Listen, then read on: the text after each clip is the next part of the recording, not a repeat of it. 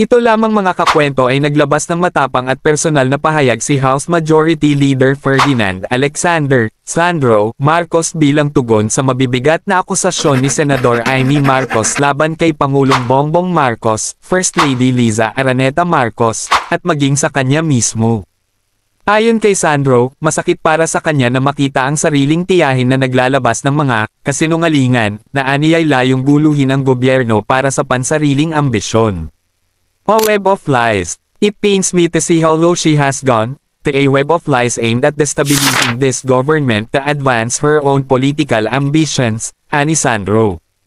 Giit niya, walang katotohanan ng anumang paratang na inuulit ni Senador Amy, lalo na ang umano'y paggamit ng droga ng Pangulo at First Lady, at ngayon, pati siya raw ay idinadawit na rin.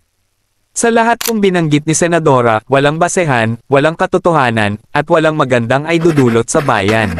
Hinimok ni Sandro ang publiko na huwag magpagamit sa mga naratibong naglalayong pabagsakin ang administrasyon.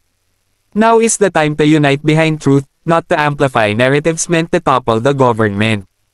At sa huli, binitawan niya ang pinakamabigat niyang linya laban sa sariling tiyahin. Hindi ito asal ng isang tunay na kapatid. Nag-iiwan ang pahayag na ito ng matinding mensahe sa gitna ng lumalalang hidwaan sa loob mismo ng pamilyang Marcos sa kasagsagan ng krisis sa politika.